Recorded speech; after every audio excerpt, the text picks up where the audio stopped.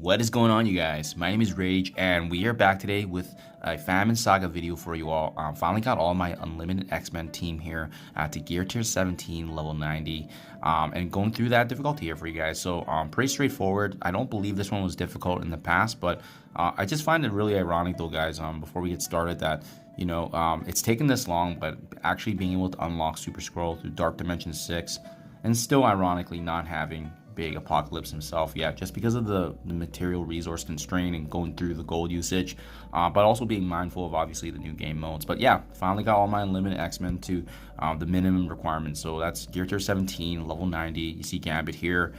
We got Rogue, Sunfire, Phantom X, and then finally Dazzler here, ready to go. So having said that, guys, let's get right to it. Now, based on the recollection of my past experience, I don't believe Famine was ever too difficult for the previous sagas that we've done. It was typically the Pestilence, and I think there's some difficulties obviously with War, and then even Death was pretty easy as well. But you always want to start things off with Rogue Special on the most important character takedown, which in my eyes obviously here is Kestrel. I think shutting her down earlier on, having Gambit's pings is absolutely huge. And I love what's happening right now with Gambit, because we know he's going to be part of this new Extreme X-Men team. So he's definitely a character that many players should be looking at more closely, especially if you guys are planning to build up the next raid mutant team. It's going to add a lot of value. So Kestrel goes down with no hitches right there. We're just targeting T'Challa because he's quite squishy and he's got some really good abilities. But I find with Sunfire, he's really going to be doing the majority of the work with his initial ultimate here. Really cleans up the board. But yeah, as you can see here, pretty straightforward. No curveballs whatsoever in this first node here. And we're just basically just taking down all these enemies in our way. And the passive pings from Gambit just hurt so much. Absolutely beautiful how much damage he can do. And I love the fact that he got a rework as a result of this new upcoming patch. Then finally landing the Rogue Ultimate here, basically cleans up the board. Easy finish here for node 1. So glad to see that, it still seems pretty straightforward since the last time we've done this in the heroic difficulty. Starting things off now with the next node. Again, Rogue to kick things off the special. I think Captain Sam is the one that makes the most sense in that top left corner, just because he can provide a lot of turn meter and rewind, being able to provide that value for the team. There's not a lot of damage dealers in this initial wave, which is nice. Not much you can do against Ms. Marvel's taunt as well, so you pretty much have to use Dazzler to just do some AoE damage on that right side, wait for the taunt to cleanse, and again, just letting Gambit do his thing. But we've seen with the past first node as well, Sunfire's going to be doing a bulk of the work here. That was a mistake on my part. I shouldn't have doubled up on the Gambit. Especially where it doesn't even seem like it matters, just because these enemies are pretty squishy, and even with us bringing in the bare minimum requirements, it seems to be getting by with no issues whatsoever here. So passive ping's doing work. Clean up a couple enemies now. I think focusing Kate Bishop and obviously Echo being the core of that Young Avengers team easily cleans up. Rogue Ultimate Declare, and that's going to leave us with now a Yo-Yo, Baron Zemo. But again, these guys just seem like they're falling off so fast because of how squishy they are. Probably likely due to scaling, or maybe they just didn't want to make it too difficult for players once you brought these characters up. Finally does spawn actually, the Hawkeye, Shang-Chi, and another Ms. Marvel. Definitely something to be mindful of is the Shang-Chi, so we want to be focusing on him. Maria Hill providing support with the minions, so it's something you got to be watchful for. Yeah, the blind on Shang-Chi will help, especially if he gets off his ultimate. It's not going to matter. And then now we're just letting the passive pings do its work, but as well waiting for the massive burst of damage that we have from this Unlimited X-Men team. So yeah, I mean, for the time, it's taken quite some time to get to this stage, but Unlimited X-Men is still a very good team. Still definitely a top 10 in the game. Still part of the meta.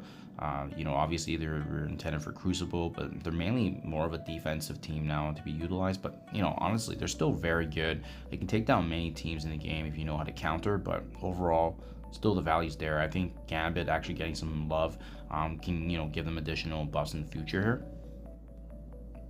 And the thing really about this game is that no true team is ever out of the meta. Most of them are just one change or buff from being relevant again, as we saw with Invaders, the change to Nick Fury in the past. We've seen it with Sinister 6 and Superior 6.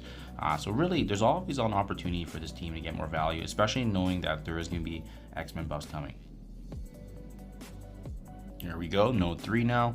So far, guys, very straightforward. Having no issues whatsoever. These guys are just blowing through it, even in the bare minimum.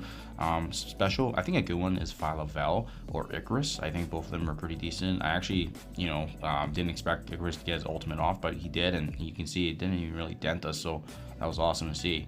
So overall, they're not having issues whatsoever, which is great to see when you got these bare minimum requirements for going through this. And again, once we're concluding this, it's another step closer to the big boy Apocalypse himself, so that's pretty big here.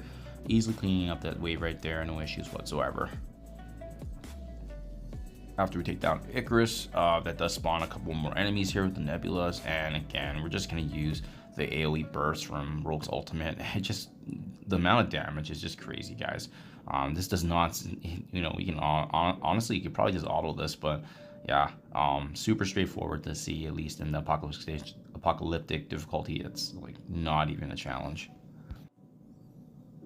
We see that these enemies are quite low, so we actually wait for Gambit's ultimate for the rest of the enemies here to spawn in the last wave.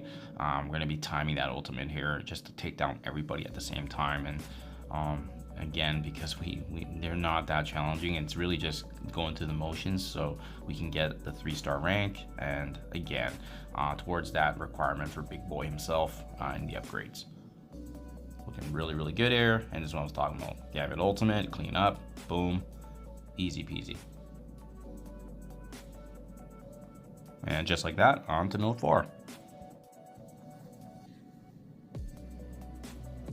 Here we go. So this one does seem like it's a little harder with some of the enemies we're up against, but again, if we're focusing on some of these key enemies like Strange Heartless, Dagger, Doctor Strange himself, they're not going to be an issue. It's really just making sure that we have the right control. And just like that, even with the Gambit's ping, look at that. Strange is already down before, our second character gets their turn. I think Doctor Strange is another good one to watch for, just because he can ultimately bring Heartless back with his revive. So that's going to be my focus here.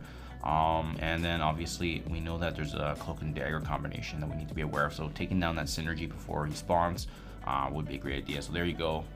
At 10 out of 13, it does come up with the Cloak with another death pool. So great opportunity moment to use Sunfire's ultimate. The amount of burst is much appreciated. And yeah, we're just gonna stick our game plan to finish off the revive there. I also don't like Wong's special in, the ultimate to taunt. So we go ahead, we stun him just to kind of buy us a little bit of time here. But these are the final 5, so you know the drill. Once we get to Gambit's ultimate, it's gonna be an easy cleanup. Still got one more turn there, obviously, but yeah, you can see if we even get to his ultimate, we're just making short work of these nodes. And boom, just like that, on to the last and final node. So glad to see, like, it's not a challenge at least, but it would have been interesting at least if they had some one difficult node to get challenged. But yeah, one-shotting, you can probably auto most of this. I think the big pain point for this one is obviously dealing with the Red Hulk in the beginning here. You definitely do not want him getting his abilities off. So thankfully we start off with Rogue being able to shut him down. The passive pings from Gambit is gonna take down, it looks like Elsa right there in that corner, but what's going to be pesky is this Strife that's on the right side getting his taunt. So we're going to do some AoE. We're going to cleanse with Dazzler, which we did right there. I like the AoE damage, just deal with the opposing targets that are next to us, but then finally take him down, and we are going to just target Red Hulk. The other ones don't matter so much, just because even if She-Hulk gets her charges off, there was trauma on Red Hulk, so it's not a big deal. We're just gonna hit it down the middle, and once again, Siren Fire with the ultimate here, just to burst everyone down. So yeah, I mean, aside from that Red Hulk, it's business as usual. And yeah, these Ghost Riders are not even relevant. It's hard. Sometimes you mistake it for Robbie Reyes, but yeah, if it's just a regular Ghost Rider, no problem. Okay, and then just like that, 6 enemies left. That's it. Very smooth, guys. So great to see that this saga campaign is still pretty chill. Not too much to tough through once you have to get the minimum requirements. But I think the hardest thing, again, the progression and journey for Big Apocalypse is really just the gear and managing that effectively and making sure you have all the right gold resources mats to bring everyone to gear tier 17, and as well as getting the T2 ISO Blue 5. But there you guys have it. We are one step closer now. That's 3 stars across all the nodes. Got the alternate costume there for Rogue, some ISO blues that we don't really need. But yeah, now we're now another step closer to unlock Big Apocalypse himself here. Let me just show you guys here. I think I only got the Gamma team that's left for the war. And I still have to make a video quickly on Archangel and going through his death saga. But other than that, guys, we're getting very, very close here, following the unlocker Super Scroll and Dark Dimension 6 as well. Thank you. Do appreciate you guys checking my videos, and I'll catch you guys in the next one.